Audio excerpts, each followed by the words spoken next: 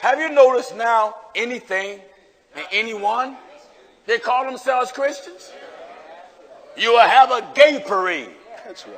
And over 85% of the homosexuals will say we're Christians. Ask yourself, viewers, why T.D. Jakes don't say nothing about homosexuality, same-sex marriages, men with men, women with women? Think. He asks Jakes a question. Can homosexuality, in fact, the interview is on YouTube, can homosexuality and the church coexist? Jakes didn't stutter. He said, why, certainly. Then Jakes said, there's many ways. There's a whole lot of ways to get to God. A question coming in from Black 185 in our digital community said, do you think, I'm assuming, LGBT community and the black church can coexist? Absolutely. Think! Why don't he say nothing? Let me push that question, because that's sort of an obvious yes. Church ain't turning nobody away. How should the black church and LGBT community exist? I think it's going to be diverse from church to church. Every church has a different opinion on the issue, and every gay person. He's busy flapping his hands around. And every gay person is different. And I think that to speak the church, the black church or white church or any kind of church you want to call it, are all the same is totally not true. Why don't he say nothing? Either you are against it or you condone it. And all gay people are not the same. The types of relationships that are afforded are based on the types of people in each individual case. Yeah. And LGBTs of types and sorts have to find a household of worship that reflects what your views are and what you believe like anybody else. Let's compare what Jake said to what Jesus said. Give chapter and verse again. St. John chapter 14 and at verse 6. John 14:26 said. St. John 14 and verse 6. All right, John 14 and verse 6. All right. Jesus saith unto him. Jesus says unto him. I am the way. No, I have many ways. I am the way. Spell way. W-A-Y. S. W-A-Y. Where's the S? No S. W-A-Y. There's one way to get to God. If you are against wrong, you'll speak out against the wrong. And the church should have the right to have its own convictions and values. If you don't like those convictions and values, you totally disagree with it, don't try to change my house, move into your own and establish that sort of thing and find somebody who gets what you get about faith. You's a liar! And trust me, I've talked to enough LGBT, they are not all the same. Oh, for sure. Any more than all Christians. No. But how do we, first of all, has your thinking evolved on this?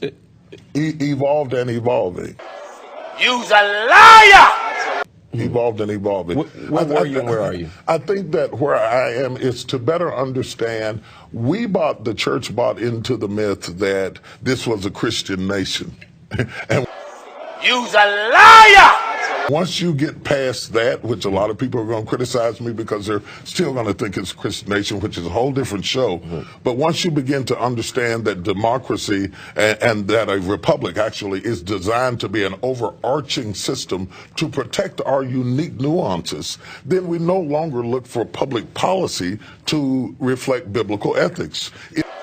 You's a liar!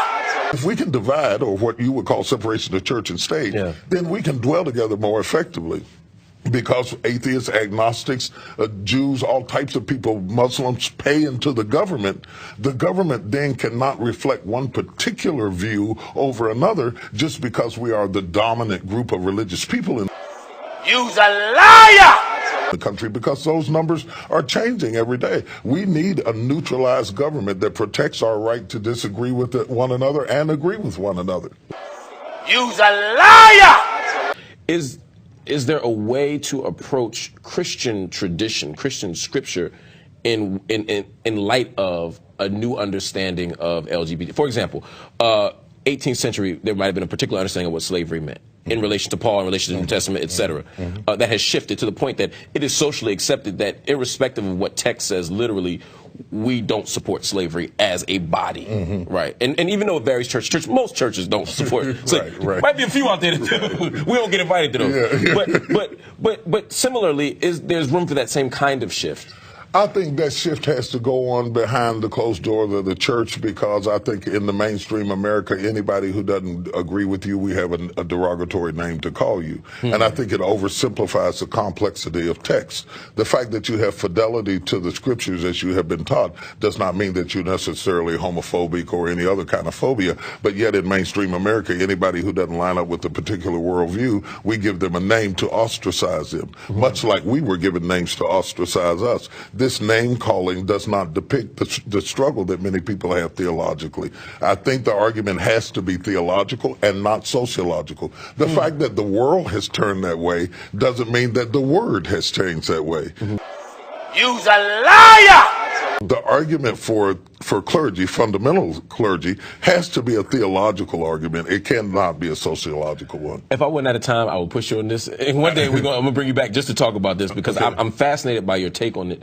And I want to not just challenge you, I want to understand your thinking on this, because the thing I appreciate about you most is that you operate in good faith. You're honest, you're transparent, and about your struggle with these things, and about your convictions about Well, it's a complex issue. It's a real complex issue, and it was in the Bible days. Sexuality versus spirituality. Paul spends a lot of time wrestling back and forth, trying to understand, should a woman wear her head covered? Should you cut your hair? I mean, they grappled back then, and we're grappling now, because we are humans, and we are flawed, and we're not God. You's a liar! Once you understand you're not God, you leave yourself an out clause to grow. I know that's right. Yeah, to grow. You's a liar! Many ways to get to God. The Bible don't teach that foolishness. The Bible says a highway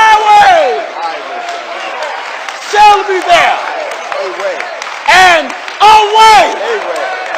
And that way shall be called the way of holiness. So this is why you see the potter house, but God is going to crack that pottery.